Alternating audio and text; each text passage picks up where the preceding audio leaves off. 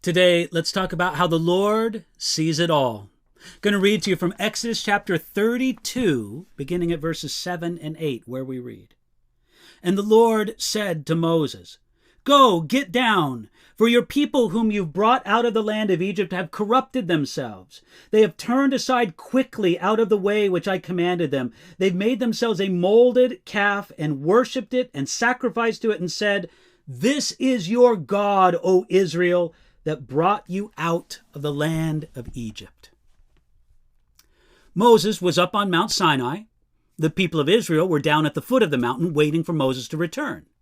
While they waited, they begged Aaron, the brother of Moses, to make them a golden calf to worship. Aaron did so, and their idolatrous worship soon became immoral. All through this, Moses was still with God on Mount Sinai. Moses didn't have any reason to think that things were so bad among the people.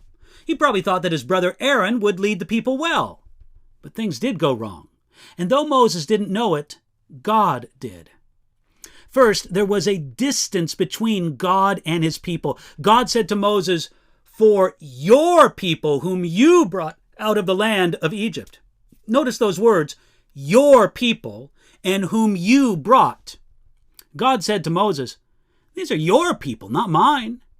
It wasn't that God hated Israel or that he had distanced himself from them. In fact, Israel had moved away from God and moved towards a golden calf. They created the distance. God simply recognized it. There's an old story about an elderly husband and a wife driving down the road, sitting on opposite ends of the front bench seat of their car.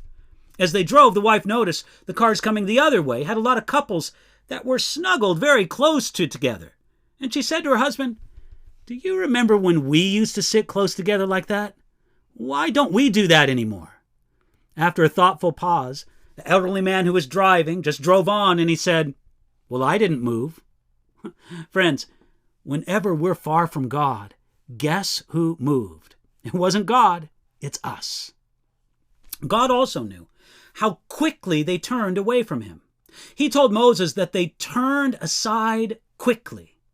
That was almost an understatement. They didn't wait long to go their own way.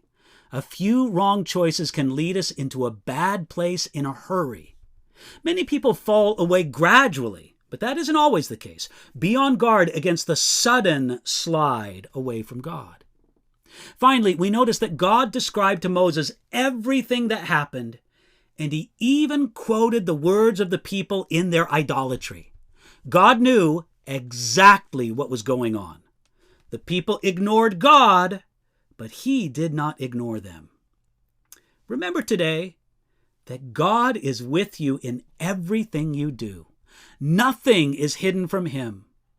Let me ask you, is that a comfort or a curse to you? Think about that today.